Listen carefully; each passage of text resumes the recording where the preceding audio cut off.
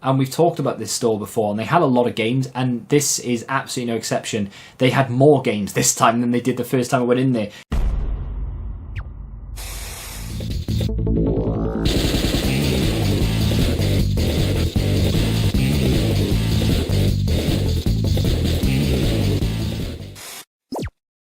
What is going on, guys? Welcome back to the free trading game collection challenge, this series where I build a video game collection without spending any money on it, and that is something that a few people can't quite grasp.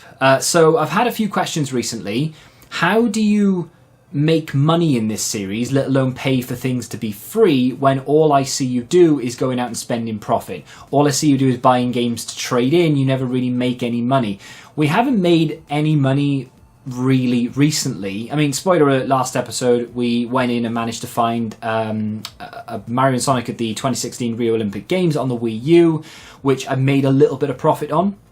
We'll talk about those figures in just a second, but we haven't really done what I used to do in maybe the first 30 videos of this series, which is go out and buy a bundle of games or a console bundle or something, and then sell part of it on. Back in the early days, I did it a lot with certain things. We used to buy a lot of PlayStation 4s and things, go out and buy them, sell them on, make the money back from what we just spent, and then we'd have like a couple of games and like maybe a controller left, and we go and trade those in. That's what I used to do, and that's essentially how it's free, because the money that you spend you make back when you sell part of what you've bought, right? And then whatever's left over, you either keep it or you trade it in or whatever. I haven't been doing that a lot lately. A lot of it is to do with cash flow and the fact that even though the series is in profit, I don't actually have that in cash.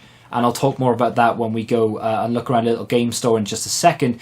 But the other part of it is there's just not that many things popping up on Facebook. I've seen a couple recently, like literally in the last 2 days or so, people trying to sell Switches, Switch games and things, and I really wish I had the money to buy certain things, because there is one deal in particular, I think 6 Switch games or something, for a reasonable price. Maybe I could trade 2 or 3 of them in, keep the rest of them, but I don't have the money to buy it at the minute. So there's that. There is a playlist that I will forever link now in the video description with all of the videos that we have in this series so far. So again, some people are saying maybe you should make a playlist. I do mention it at the start of every video that we have a playlist with over 50 videos in it if you want to go check it out. Don't know whether they've been ironic or not, but everything you see behind me has been acquired through this series and is in that playlist, so go check that out. Now, today I'm going to take a little bit of a jaunt around a charity shop.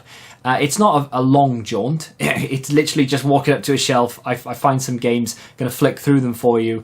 So I'm in this charity shop. It's a very quick look around because there's not an awful lot going on here.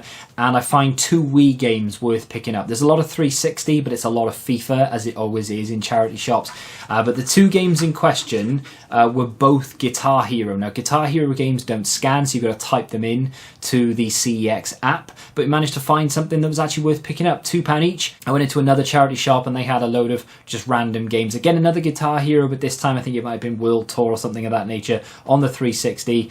I think it was probably trading in for the same price that I got it for, so not worth it, unfortunately. So, forgive the blank background and my appearance. I am doing this very quickly because I'm about to go and trade these in, but I needed to show you very quickly because there is one that I've picked up that you don't see on camera. So the one that I picked up that you're not going to see on camera is going to be Modern Warfare 3 on the Xbox 360. Now, I traded this in recently, but they had another one, or a store had another one, 50p, the only game they had, didn't film it, literally picked it up and walked out.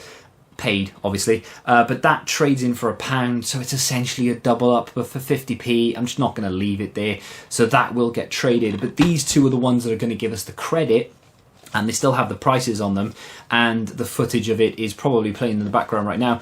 This charity shop had a load of games, and they often do.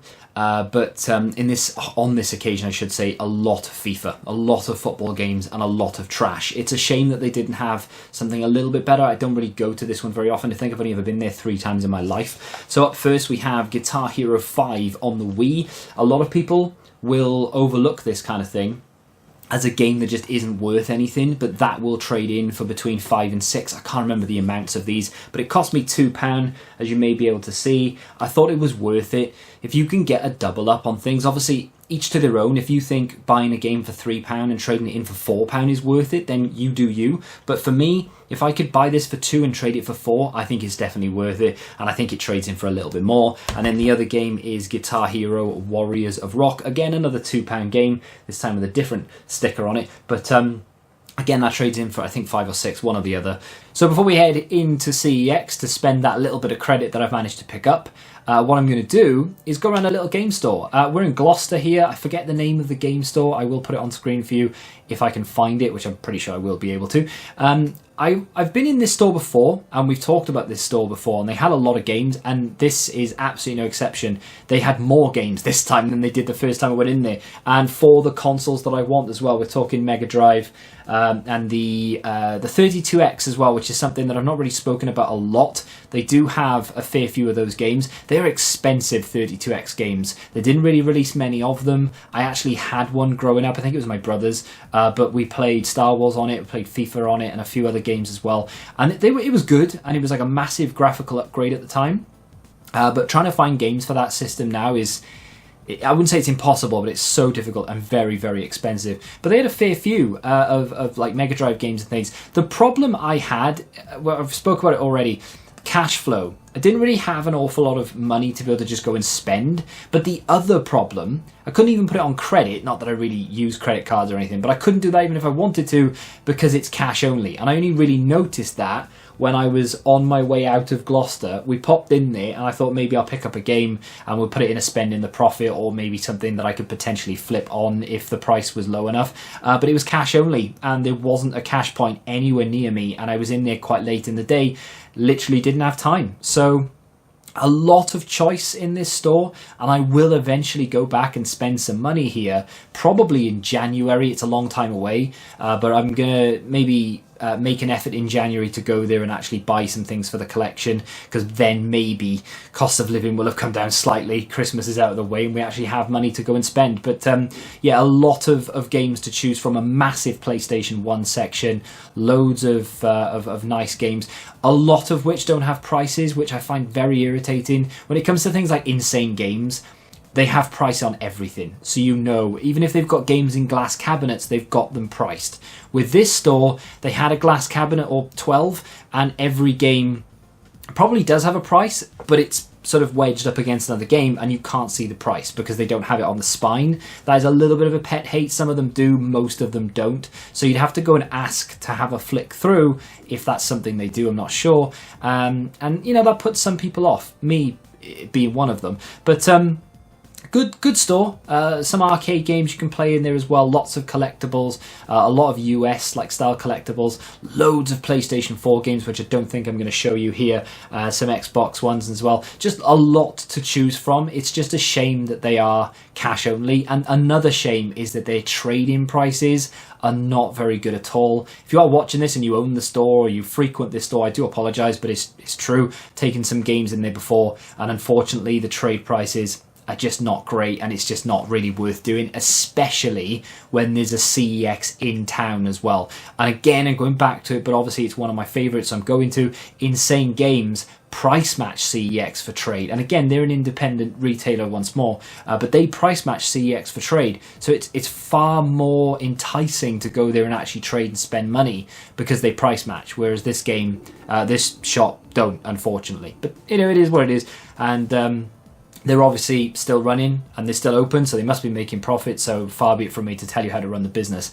Anyway, let's head over to CEX very briefly and have a little look around. So I'm walking around this CEX and I've already done my due diligence. I know half of what I want. I say half, I only buy one thing, but I know what I'm looking for really. But I have a little look in the Switch section and I find a reprinted cover of Skyrim, and it just makes me think, and it makes me wonder how can they do it? You know, like, I'm not sitting here and I want to put CEX in the title of the video again because once more I haven't, but I just don't understand how they can charge, was it £45 or something for a Switch game that is essentially unboxed? Because it is, because I can buy a reprinted cover off eBay that would be better quality and look far better, like closer to the genuine thing than the CEX reprinted cover, but they're not charging an out-of-box price. They're charging a normal price. Like if they did 2 copies of Skyrim there on the Switch, one of them was reprinted cover, the other one was the actual genuine cover, they would both be the same price.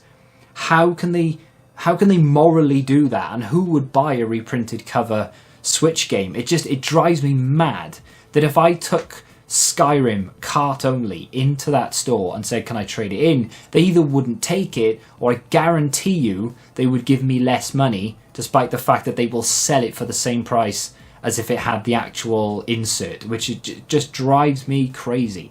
Anyway, with that being said, let's get back to the game room and I'll show you what I picked up.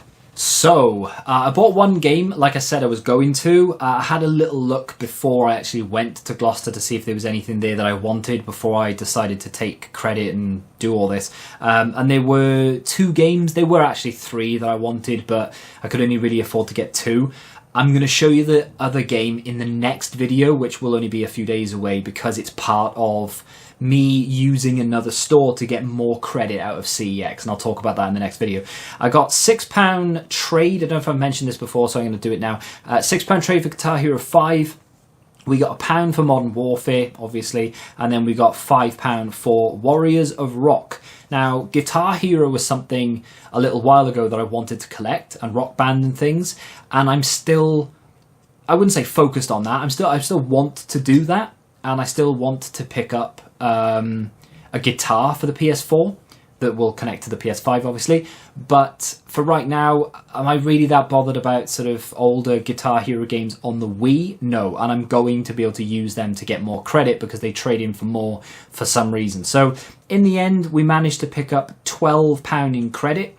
Now, normally what I like to do is trade in something and use all of the credit to buy something and not have to really add any money to it, but at the moment, slim pickings, so I'm going to have to add a couple of pound toward this to be able to pick this game up. So £12 in credit, I had to add £3 and I managed to pick up a Mega Drive game, which is going to be boring to a lot of people. It's not in the best of conditions, which I'm a little bit sad about, but it is Krusty's Super Funhouse.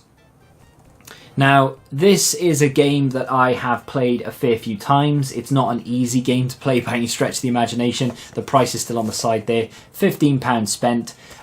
This is not complete, which is really frustrating. No manual in there. The label has definitely seen better days as well. I mean, to be fair, that's not bad. It's just at the top there. I don't know if you can see it. It's potentially started to peel on the corners, which is not really what you want, but he did show me before I bought it. I could have said no. The tab is missing at the top of the case as well, but it's a game that I really want. I really like The Simpsons, and I want to collect everything I can video game wise surrounding The Simpsons and the Turtles, which is not an indication of what's to come in the next video, unfortunately, because Turtle games on the Mega Drive can run very high. So we're going to add Krusty's Super Funhouse to the collection. A very good fun but tricky game that I will sit down and give a really good go one day. I've got to sort of build myself up to this, because like I said, I find it quite tricky to play this game. It's not the easiest one, but that's going off memory from what I can remember, but I was a kid then, so maybe I've got better at games, probably not. But that's going to go onto the shelf. Really happy with the Mega Drive collection, I won't lie to you, but I'm now going to have to be a little bit careful when it comes to picking up things like Mega Drive games and just games in general from CEX, because with recent events with this, which by the way has sold, I put it in an auction, and this will be the last time I mention it. I put this in an auction on eBay, and I was tempted half to tweet it out, but I didn't want, not that they would, but I didn't want anyone to buy it for the sake of buying it just because I'm selling it, if that makes sense. I didn't want to make more money from this than I deserve to make, and I also didn't want time wasters where people slap down a £500 bid and then just don't pay. So, didn't tweet it out. It sold for like £23, £24 plus postage. And it sold to someone in Preston.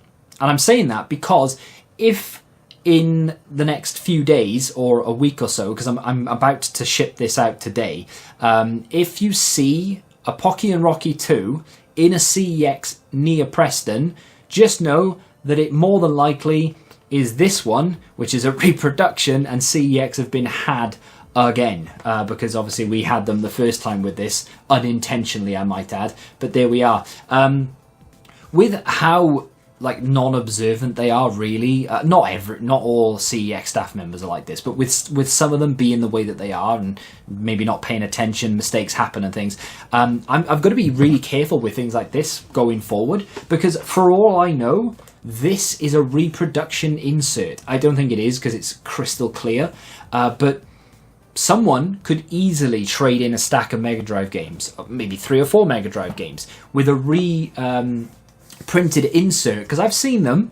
They are very, very good. The Turtles reprinted insert that I had just before lockdown was very, very nice. The only reason I knew it was reprinted is because I bought it reprinted. I think I would struggle to tell that apart. So yeah, gonna have to be very careful when it comes to these things going forward. Gonna have to examine everything, labels, etc. But that's gonna do it for today's episode. Very happy to add that to the collection. Not a massive pickup, unfortunately. And in the next episode is gonna be a very similar situation. But going forward, hopefully we can get some pretty nice deals. I'm gonna dive into the world of Facebook and see if there's a bundle I can pick up over the next few days. If you have enjoyed that episode, do me a favor and hit that like button. Subscribe to the channel if you, of course, and until the next time, goodbye.